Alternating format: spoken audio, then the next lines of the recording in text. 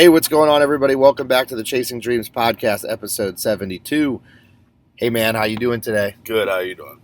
Freezing. Freezing, yes. The weather in Ohio has been pretty crazy because for those of you that aren't in Ohio, we were at 70 degrees the other day, and then within within a matter of hours, it was snowing, and it's been cold, like this morning. Days, And then it's supposed to warm back up and be, I think, 70 this weekend. So yes, which will be nice. we're kind of all over the board. You know, as long as it doesn't stay cold, I'm okay. I just hate the cold weather, and I really hate when it fluctuates. But even the fluctuations, I guess I'll take over just like stagnant cold weather that stays there. Right. Because it means that we're getting closer. I thought we kind of made a turn on the corner, but evidently we still got some more left. So It is what it is. have you been training outside now that it's starting to warm up a little bit? Yeah, more. I've been doing a lot of hiking. Mhm. A lot more hiking and taking my daughter for walks and stuff. She loves the car, the stroller. Oh man, she eats that up. I when we were on our little trading hiatus because of the virus, I actually did a lot of hiking. Yeah, And I've talked about that before, how it was kind of therapeutic for me. And I'd never done it before. I was never much of I don't want to say an outdoorsman, but I didn't really do any outdoors activities. So I wasn't outside a whole lot other than like yard work and stuff that I had to be outside for. But during that time, I didn't really have any options as far as working out goes, or at least many options. So one of the things that I took up was hiking and like walking on nature trails, and I kind of got addicted to it. It was real fun. Like I would go every day almost for a couple hours at a time, and just like being outside. Even something as little as packing a lunch and eating it in the woods was really satisfying and enjoyable for me. So something that I'd like to get back to. You know, I didn't do it recently because of number one, cold weather, number two, schedule. But the schedule I can work around. The cold weather I don't really have much control over, but I could at least just suck it up and go. Yeah. So and there's a lot of like really nice trails just right here in our general area. You know? And then even if you extend out, towards the Boardman area or even over in Burgettstown in PA, there's a lot, man. I had a client that does similar things. She, goes on a lot of hikes as well, and she showed me this app. I forget the name of it, so I'm not really doing anybody any favors right now. But there's this app that like identifies nature trails around you. So it has pictures of the trails and descriptions, and people can leave comments on what the terrain's like and the elevation, and like rate it on how it was to walk and the scenery, and like even it has every trail you could think of. So it works as kind of like a locator for people when they're on vacation and they want to go somewhere they can find places. It was really cool.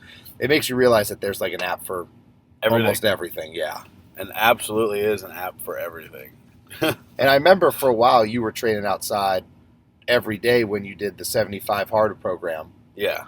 And that was, during the cooler months, wasn't it? Yeah, it was I want to say it was last winter, right? Or early in the winter. Yeah. I'm trying to recall now because it had been a while, but yeah. Which I never finished the 75 hard, which was kind of depressing. But I think I want to attempt it again soon. Since you brought it up, I like doing or seeing programs like that. It's tough. That are like a little bit more holistic than what I'm involved with, because when I think of like programming, generally you look at strength programming or weight room training or whatever, where it's like a lifting program. Mm-hmm. Whereas I like something that's a little bit more encompassing like that, where, there's things you have to do. For those of you that aren't familiar, several episodes ago, we interviewed Jeff Widger, who was a friend of mine who I coached with for several years. And he did a program by Andy Frisella that was called the 75 Hard Program. And what it is it incorporates a lot of different requirements that you have to do in order to pass the challenge. 75 days, hence the name 75 Hard. And for those 75 days, there's not many. Yeah, it's really simple. It is simple.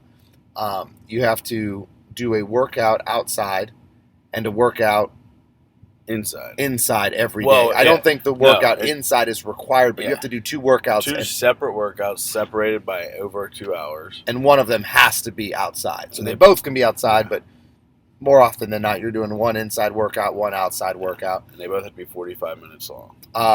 You have to follow a diet. Yep. So it doesn't matter what the diet is. You just have to stick to a diet, a pre-planned, regimen, and then follow it for the 75 days. You have to drink, is it a gallon of water? A gallon of water every day. Every day. And you have to read, is it 10 pages? 10 pages of a self-help or a self-improvement book. Yeah, motivational or self-help book. So it's got this list of very basic, very simple requirements that you have to do every single day. And the kicker is that if you fail to do so on one of those days, the challenge has to start over. Yeah. So even something as minor as, I didn't read my 10 pages, or I didn't finish my gallon. I got almost all the way done, but I couldn't finish. You have to start progress picture. Yeah, you have to start over again. And Jeff said that when he did these, he would have trouble because at night, if time allocation wasn't perfect, he would have trouble at night because he would have to do a bunch of these things now. Like he was stuck trying to chug a gallon or stuck trying to read standing up so he didn't fall asleep to finish his pages that he had to read for that day or whatever. So it's an interesting challenge, or not a challenge. I don't think that Andy Frisella likes the term challenge. He doesn't, no. I think he likes it being called a program. But regardless, I think it's pretty cool. And it's nice for people who first start off with either a fat loss or just exercise program in general because it's very basic and it allows you to see if you have the fortitude that it takes to be able to do something like following a diet, for example. Because it doesn't have to be super intensive, the diet, but you have to plan it and stick to it, which some people can't do. Yeah. And I tell you, from experience, 75 days was tough. I'd have to go back in my notes, but I think I got 45 days in maybe. And it was really tough, just the monotony of every single thing, every single day. Yeah. And I had already been following a diet, and I'd already been working out twice a day, pretty much every day. And you've had me drinking a gallon of water since I met you. Yeah. So it was I got to read and take a picture, and I'm a selfie guy. So, I figured this was going to be pretty easy. And then I got 43 days in, I think it was, and it was 11 o'clock at night, and I realized I forgot to do my outside workout. So I had to do an outside workout. And then the way I was doing it was in the morning before work, I would do my outside workout. But that day I had slept in. Mm-hmm. So I did an outside workout, and then the next morning, woke up and did an outside workout. Yep. 4 hours later, and then made it through the day, and ended up working late, and the gym was closed when I got home from work, so I didn't get my inside workout in. And it was just I kept hitting, for 4 or 5 days, it was really, really late night, really, really early morning, and I ended up sleeping through one of my workouts. So, but yeah, man, that 75 hard, it's legit. A lot of people will benefit from aim small, miss small. Yes. So the higher degree of specificity that you have with something, the more of a likelihood that you're going to be better off because of it. Mm-hmm. So I can speak from experience. If you don't have, let's take competition, for example, for me. If I don't have a show plan, it's very easy to miss meals or to miss a training session or whatever because that one session isn't going to affect you. Yeah. Whereas with a program like this, that one session means you have to start all over. So that one session is everything. So it kind of voids the ability for you to make excuses because it doesn't matter what the excuse is. If you miss it, you miss it, and you got to start over. Yeah. So it's pretty cool. I mean, Jeff, he told us that he finished the entire thing. And I think that, if I'm not mistaken, I think he continued on for a ways after that. After he was done, I believe that he either did another round. I'd have to talk to him to get specifics, but I thought that overall it was pretty cool. Yes. So absolutely. the point being is how we got on that kind of side conversation was just talking about training outside, mm-hmm. and that kind of mandates that you have to train outside. Right. So, and it makes you kind of explore exercise a little bit. So, like, when you think an outside workout, most people, at least myself, I think of like going for a run or going for a walk, because there's only so many things that you feel that you can do, but you can, take medicine balls outside. You can take weights outside. You can do push-ups. You can do sprints. Climb trees, go on a hike. There's so many different things that you can do that would constitute as a workout. And actually, so on Andy Frisella's podcast, he was talking about 75 hard. Multiple, like hundreds of episodes. I've listened to a bunch of his podcasts, but and the one thing he was saying is, if you can't run, walk. If you can't walk, crawl. If you can't crawl, move your fingers and your toes. Whatever it takes. Doing more than you normally do is a workout. Yeah. So, but that also doesn't mean go outside and go for a walk if you're a marathon runner. Mm. So that's not a workout for you. Yeah. But go out and do something that is a workout for you. You have to probably, I'm assuming, it's like most things in life. You want to try to elevate yourself to a level that's just outside of the comfort zone. Right. It's like goal setting. Like I was always told, and some of the things that I've heard from people that are a lot more successful than me is try to set goals that you feel are just beyond reach. Yes. Like, because you want to be realistic, but sometimes I think too much of a sense of realism can hold you back. And I've talked about that before with me personally. That's one of the things that I've done is set goals that are too realistic. Mm-hmm. Like where I would say, oh, this is what I want to do within this time frame. And then, okay, for example, right off the top of my head, we've talked before about how one of my New Year's resolutions was, I don't want to say to become more financially independent, because I was financially independent, but be more comfortable with my finances by allowing myself to take a deeper look at them and, really, really hone in on those. And I had set markers for, a 3-month goal and then a 6-month goal, as far as once the new year started, a certain amount of money I wanted to accrue in the bank by March, and then likewise a certain amount of money that I wanted by June. And I almost hit the June mark already. Nice. So, and it's just the beginning of April. So I set goals that I thought were realistic, which turns out they were, right. But maybe they were too realistic. Yeah. Maybe you need to, and that's why I think that there's constant self-assessment. Like we've talked about, the need for self-assessment when you're doing anything. You constantly look back and review and analyze and kind of go over things. And for me, that's natural because that's kind of what I do. So like with my athletes, we kind of assess where they're at every day. When they come in, they may not be real high energy. They may not be fully recovered. So then we alter the training around that. Or they may be the opposite. They may be in a great mood, high energy, ready to go. And then we push them a little bit harder than we typically would. Or when you look at my online clients, feedback all the time, constantly reassessing where the diet's at and changing things and manipulating variables that we need to. So I think that's part of it, is just being able to look at yourself and analyze where you're at, because sometimes your goals may be too big or too small. But I would probably always err on the side of making them too large than the opposite, Yeah, because failure is not a bad thing. So if you shoot for the stars and you fall short, as long as you're making progress. Yeah. You know what I mean? Because one thing I like to say is I get really ambitious with my goals. I've said some really ambitious stuff, especially, and I think it's natural whenever you go from being able to hardly be able to walk to, running. Mm-hmm. You think, oh, I can do anything. So then I make these crazy goals that in a short time frame, and I fail, and I'm okay with it now. At first I wasn't. I was really rough on myself. You probably remember. But now it's okay, cool, that's fine. You got to put that back on the shelf. Yeah. And let's just keep moving forward, and then we'll bring that back off the shelf, and we'll do it again later. And realism, and a realistic point of view, really depends on where you're coming from. Who determines what's realistic and what's not?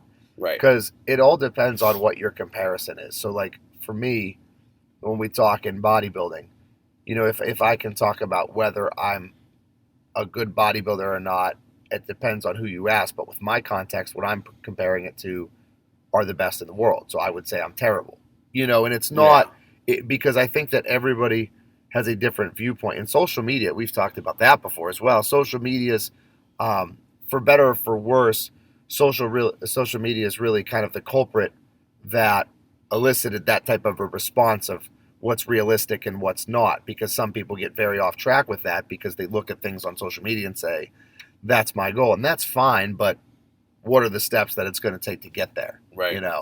That person, because on social media, you see the end product.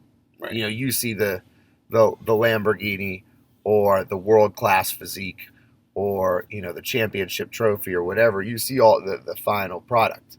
Very rarely do you see the grind that it took to get there. Yeah. Uh-huh.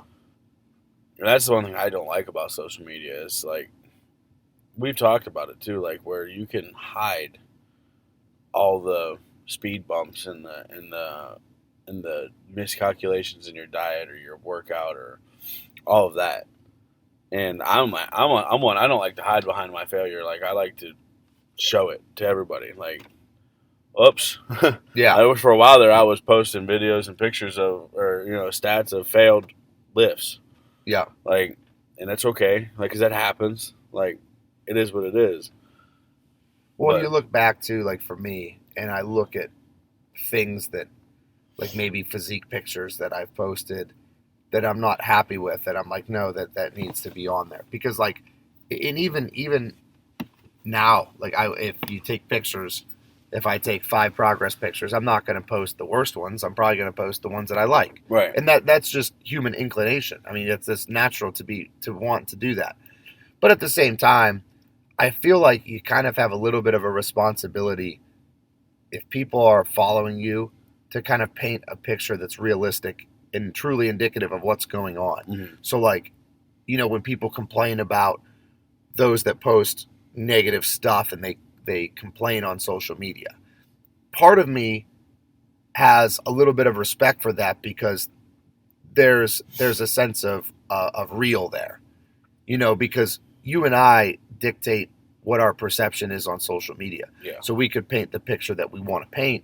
And I think that at times, more often than not, people paint a picture that's unrealistic in the positive side of things. It's almost like they're always happy and they have all these nice things where they don't really see the true side of what goes into training or the true side of what goes into their job or whatever. Right. Absolutely. I think there's a lack of transparency with it sometimes. I think, yeah, and that's the problem too. Is like you'll see a lot of people. I like where you're going with that, actually. So, like, you see a lot of people that are smiles on the outside and cries on the inside. Uh-huh. And that shows through a lot on social media, where you have no idea that this person's, like, hurting or broken. Yeah. Because they show that they're happy and they're perfect. Yeah. And some people, not that I'm saying that you have to disclose all this personal information. I have a friend, a very close friend, who's going through some family stuff that evidently now it's kind of been manifested to me that it's been going on for a long time. And I probably talked to this individual more than anybody else in the world. And I just found out that something was going on. Right. And you would think that if anything was happening that was serious, the first person that would be told would be me. Not that there's any type of obligation to tell people things or to tell me specifically, but that just shows you that there's more going on behind the scenes that you don't recognize. Yep. So when you look at other people's lives, basically what I think it boils down to is just don't use other people's lives as a measuring stick for your own, whether that's with goal setting, like we talked about, or for your sense of happiness or your sense of, like, satisfaction. Because when you look at other people are only showing you what they want you to see. Right, they stack their deck. So you're seeing the good in them and the bad in you. Yeah. And then you're kind of making a comparison there, which unfortunately is probably not going to work out in your favor mentally. Absolutely. It's not. Yeah. So there's something else I want to touch on about that, because I kind of think that segues into a conversation that I had at the gym yesterday. So let's take a minute. We'll go to a commercial break, and then when we come back, I'll kind of divulge what that conversation was like, because it fits right in with what we're talking about. Cool. As listeners of the Chasing Dreams podcast, we know that you demand the highest quality at all times. If you're interested in quality, look no further than Beast Mode Baking. Beast Mode Baking aims to bring the highest quality, creative, and of course delicious baked goods to your home with nationwide shipping. All orders need to be pre-ordered to ensure they're packed fresh and shipped out to you as soon as possible. Beast Mode Baking offers a flat rate of $15 for shipping due to the size and weight of the cookies and doughs. So if you're interested in Beast Mode Baking, please contact CEO Shannon Knorr. That's at SKNORR13 on Instagram and order your delicious baked goods today, because every time you support them, you're supporting the podcast as well. And we're back from our commercial break. So prior to the break, we were talking about comparing yourself on social media. That was kind of the roundabout point that we made through all that, because talking about goal setting and such, and how comparing yourself to somebody on social media is very unrealistic, because they're only seeing what you want, what they want you to see. Right. And so you're focused on their good and your bad. And I had this conversation. It's funny because I just talked about this yesterday. I had this conversation at the gym, and I said that every show that I've ever done, I was in last place backstage in my mind. So when I'm back there warming up, it's weird because I've always talked about how I've had the most confident persona when I'm on stage. But it's the lead up to that where the doubt is there, and it sinks in, because every show I've ever done, I've always thought that I was going to finish in last place when I'm backstage warming up with everybody, because you're kind of lined up by group, like before you go out, so you're ready to walk on stage. So you're kind of getting oiled up. They'll call for your class to get oiled up and call for your class to get warmed up. So you're around the guys that you're on stage with, competing against directly, probably about 15 minutes before you go out there. So you're around these guys, and you're analyzing their physiques, obviously, and it's very difficult to stay out of your head at that point. At least for me it is. I can't speak for others. I'm sure other people do a wonderful job with it, but I don't. And you go and you compare everything. And the conversation I had at the gym stemmed around how when you're in that scenario, at least for me, I'm always looking at what their strengths are. Because I'm like, oh, that guy's got, a huge back, or that guy's got big legs, or that guy's got big triceps, or whatever it is. Whereas when you're focusing on yourself prior to that, focusing on all the negatives. Like, this is a small body part for me. This is a small body part. This body part lacks compared to the other ones. I'm not as in shape as I could be, or I lost some size during the dieting process, so I'm not as full as I need to be, or whatever. So you're looking at someone's positives, and then in comparison, making it, a look between your negatives. Right. And then, of course, you're going to feel a lack of confidence going out into that situation. It's like super not fair to yourself. You can't stack yourself up against somebody else, like my positive versus your negative. Well, a positive and a negative, the gap's bigger. More pronounced than it would be. The gap is bigger. If you do Charlie's positive versus XYZ's positive, okay, so now where are we at? So let's say you're going through like financial hardships. Going on social media and seeing people post pictures of their new cars or their new houses, that's probably doing you a disservice, because the gap is real big. And then plus, you have to put it all in context. Just because someone has a nice car, has nice things, doesn't mean that they're that much better off than you. Maybe there was a lot of debt that they racked up in order to get to that point. So financially speaking, you're probably at a more advantageous position than them. Or, with the physiques. Yeah, you can see someone warming up as they're pumping up their arms, and their arms look real good. But then, on stage, when they turn around from the back, their back isn't very good, so you're beating them. So I think that it's important to take everything, with a grain of salt when it comes to comparison's sake. Because that's like we've talked about in recent episodes, is it okay to be in competition with other people? Because you hear in motivational terms, you always want to be in competition with yourself. Is it okay to be in competition with other people? And I think that the more and more I think about it, the more I think the answer is yes, as long as it's healthy. Right. Absolutely. Yeah. I posted about that the other day. Like, I can't remember. It might have been 3 or 4 weeks ago. But I posted a video. I think I was deadlifting, and I said, I'm not in competition with you. I'm in competition with myself, and I hate losing. Mm-hmm. But that's because I physically am not in competition with somebody. But when I'm playing a game or a sport or in a race or whatever, I surely want to beat everybody that's there. Yeah. I think that with me too, like I know that again, we'll go back to the bodybuilding example just because the high degree of familiarity and I use it all the time. It's basically it is a way for me to make the conversation relevant to myself and be able to speak on it more clearly.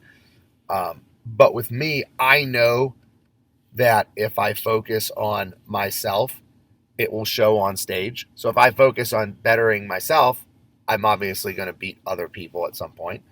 But I think it goes both ways. If I focus so hard on bringing in a better package than the other people bring in, then I would have to be improved from where I was before. So I don't know if it really, I don't really know if the psychoanalytics are that important as long as you're doing the work. Right. But here's a question for you then. Do you think that Ronnie Coleman and Jay Cutler thought I got to beat Ronnie or I got to beat Jay? Like when they were training when they would be competing against each other? I do. Really? I do. Okay. I've heard them talk about how, in bodybuilding terms, because it's a subjective sport, so judges' opinion is what matters. Now, there's a pretty clear-cut line of what you're looking for. Right. But, you could like one physique and the other judge could like another physique. So a lot of it has to do with the trend at the time. So for those of you that don't know, Ronnie Coleman, arguably the greatest bodybuilder of all time, kind of ushered in a new standard as far as size goes. And Jay's talked about how he kind of had to push the size, and a lot of people had to play the size game because that's kind of what the judges were going for because everybody was getting compared to Ronnie, who was huge. Yeah. So Jay and those guys had to push to get to that level because they had to kind of almost reinvent themselves or change their physiques to be able to compare to that. So I think that there is a little bit, but I don't know if that's the daily occurrence. Right. The daily occurrence is I need to get up because I have goals to set and I need to do this. Because when you look at someone like Jay, who's now super successful outside of bodybuilding, I think that if you're always comparing yourself to other people, I think that it's only relevant for a small paradigm. So like for me, in competition, you compare yourself to other people because that's literally what you're doing. Yeah, because you're competing with them. You're getting on stage and being compared to them. So when I graduate from bodybuilding, now I won't have much to compare myself to. Like when you're talking about finances or professionalism, you're doing that for yourself because you're not directly, or you shouldn't be directly in competition. Like if I want to make more money, I'm not trying to make more money just so I have more money than someone else. It's so I have it. Right. So I think that it all depends on the context of what you're doing as far as if it's important to compare or if it's okay to compare yourself to others or not. Yeah, it's almost like you switch from the competition of other people to the man in the mirror. Yeah, and I think that's fluid. You go back and forth. Yeah. Sometimes you can go back to that competition depending on what you're doing. Right. And I think that a little bit of competition with other people is healthy. Yeah, I mean, I like I said, I'm hyper competitive. Like, I hate to lose. I just so happen to be in a competition with myself more often than I am somebody else. Mm-hmm. So, which is really, I don't want to say shoulds on the show because it's not my determination how you should and shouldn't live your life. But I feel like for me, that's how it should be. Absolutely. Probably like an 80-20. Like 80% of what you do should be aimed at bettering yourself against yourself. And maybe 20% of what you do should be aimed at bettering yourself compared to other people. Right.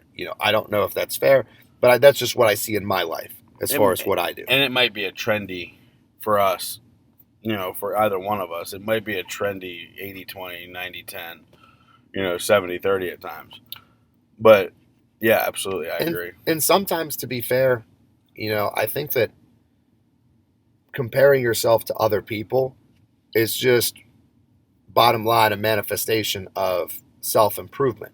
So if I have clients that I train at the gym, I can be aimed at just getting a little bit stronger or a little bit faster or jump a little bit higher than, the previous day, week, month, year, whatever, which is exactly what our focus is. Well, then they don't care about that because they want to get faster, obviously. They want to jump higher, and they like that milestone. But that's just a little stepping stone to get to the end goal, which is to be better on the field or on the mat or on the basketball court or whatever. So I think that when they see themselves being better against other people and in competition with other people and winning games or winning matches or whatever, then I think they see that the goal setting and the trying to better yourself paid off. Right. So I guess it depends too on where your measuring stick is. Like, you can compare yourself to beat other people, or you can compare or compete to beat yourself. But the litmus test is either against other people or against yourself. So like my financial goals are against myself, but my bodybuilding goals are against other people. Right. So what you're thinking about to get to that finish line really depends on what the measurement aspect of the finish line I guess is. it's what game are you playing? Yeah, exactly. What field are you on? Yeah. Is it literally or figuratively? Yeah. Is it the game of life, or is it an actual sport, or is it an actual event where there's other competitors? I mean, not to say there's not other competitors in the game of, quote unquote life, but you're on a field with yourself more often than not when it's a financial game or, in my case, weight loss or health. So like, nobody else directly is benefiting, like physically benefiting from me losing weight or getting stronger or faster or whatever. With me, it's oddly specific to what I do. So like, right. I think that with bodybuilding, it's really I'm trying to think now, it's really one of the only things that I have true competitive drive to beat other people in. Like when I show up to work at the school, like I want to become a better teacher every day or try to be a better teacher every day, but I don't show up at the school with the mentality that I'm going to be better than you as a teacher. Right. It just, there's no application to that. It seems weird to even say that you're going to school to compete against other teachers. Yeah, no, I get that 100%. So I guess you're right. It does really depend on what game you're playing. And I think that maybe even the reason I came up with that off the top of my head, that 80-20 rule, is because 20% of my life could be competitive bodybuilding and the other 80 could be teaching, training, coaching, family, whatever. So I like it. Yeah, it's really interesting to think about, but going back to the overreaching argument or discussion would be social media can be a slippery comparison tool. Definitely. Just because people only show you what they want you to see. Exactly. And it literally is like you won't see somebody post anything for months and months and months or years. You won't see anything but the status quo, and then all of a sudden, boom, brand new truck. Boom, got a new house. Or boom, got a raise at work. But you didn't see any of the hardships along the way. You didn't see driving a beater with a heater for 3 years. Yeah. So, and like, that's almost not fair to some people because, like, societally, we're so fragile. You know what I mean? Like, we look at these people, that we view that, and we all do it. We all compare ourselves to each other. Like, it's just how we are. Like, inside. Yeah. So, like, we look at these people, like, each other, and we're like, man, I work just as much as that guy does, or I work just as hard, or I work more, or my job's harder, or whatever. And, oh, man, he's driving a Mercedes, and I'm driving a Cavalier. Like, why? That doesn't make sense I'm speaking from, like, experience from when I was younger, especially, like, doing hard manual work, labor. And your job's harder than somebody else's, but they're doing bigger, better things. Well, what was their journey like to get there? And you just don't know. Do you think that, like, with that, do you think that people have a professional obligation to be more transparent on social media, or do you think that is like a viewer discretion? Like, it's up to you to decipher. Because one thing that I think about is, as I try to get a little bit more of a social media following, I wonder how much transparency I feel like I'm professionally obligated to give. Because I'm not one of those people that goes and, like, divulges my entire, like, interpersonal life. No, yeah. And, with my family and everything, I don't always post that on social media. It to me, I'll go into a little bit detail about myself and, the professional side of things, but shy away from too much family thing or many family things. But I wonder if there's, like, a professional obligation that you have to maintain at least some semblance of transparency with people. Like, hey, this is what I'm going through. This is what I'm doing. If you have a large following, like if you have a lot of people, is that it's like with athletes. Like they say, are professional athletes supposed to be good role models? Some people say yes because you have millions of eyes on you, many of which are children. Oof, and some people say no because they didn't sign up for that. They signed up to play basketball and they're a basketball player. If your child wants to follow them or not, that's up to them. And if your child emulates what they do or not, that's up to them. So it's an interesting debate, but I just wonder how much if you get a big social media following. Because I feel like sometimes people who get those bigger followings tend to get further and further away from the truth because you start to, like for social media, you start to get products and money thrown at you to advertise. Right. So like there's financial incentives for you. Like, hey, a protein company contacted me and said, hey, say that you take this protein because you got 1 million followers. So then you start saying how good the protein is. Well, that just slowly becomes, I think, a little bit of a slippery slope of self-compromises where your integrity might go out the window because you're making money to say things that you don't really, you're getting money to say you take supplements that you don't really take or wear clothes that you don't normally wear or whatever. So as you get a bigger following, do you have a responsibility to keep it real in a sense? In my opinion, yes. I think you should. I don't know if it's a hard yes or not, because you spoke on a topic that is really something that I preach about a lot. In my opinion, these are all just my opinions, but like celebrity athletes, high level professional athletes, in NFL, NBA, NASCAR, I think like them guys. I'm just trying to think back to particular incidents where it affected like the team that I followed. Ben Roethlisberger, with his scandals, that really drove me crazy because how many kids do you see walking around with the number 7 on their school uniform now? Because of Big Ben. Yeah, and now the way of the world is, it doesn't matter if he did what he did or he didn't do what they say he did. You're guilty by you're guilty by just the thought that you were involved. Yeah, like with social media now too, and it's such a digitally well-connected world that things are going to get out there anyway. And it so you get accused of something you didn't do. Yeah, it doesn't go away, and it's out there regardless. So it's almost impossible to have damage control at that point. So it's like you have, in my opinion, as a professional, as a high-level professional making millions and millions and millions of dollars on a fan-paid base, right? I mean, because without fans, they don't make millions of dollars. Yeah. And it's proven by watching the differences between the NBA players and the WNBA players. Yeah. I mean, LeBron makes X hundreds of $1 million versus, I can't remember her name, but an equal level WNBA star who makes hundreds of thousands of dollars. It doesn't make sense. But you don't ever hear of WNBA players doing things to get themselves in trouble with the law, or on social media, or doing things that would be considered what's the word I'm looking for? Not a role model. Mm-hmm. You know what I mean? So like, I think once you get to that status, that level, whether you signed up to be that or not, you are that.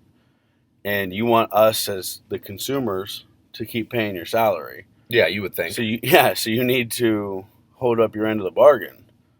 And that's just my opinion on it. So yeah, I mean, I don't know if that answered the question or not. No, I agree. I think that there is a moral or ethical obligation to be able to for sure, to conduct yourself appropriately, especially like the bigger you are. So like if you have someone like me, I don't have millions and millions and millions of people in my outreach. Now, granted, I still try to maintain professionalism, but it would be less impactful if I went and robbed a grocery store, right? Versus if LeBron James went and robbed the grocery store.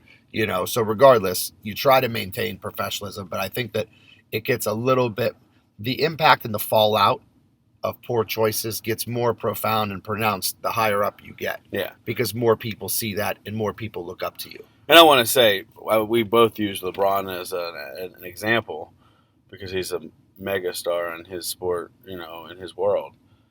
And I don't know that I know of anything that he's ever done or said or been around that was horrible. So I just used him as an example. Yeah, no, he's opened, tons of schools and yep.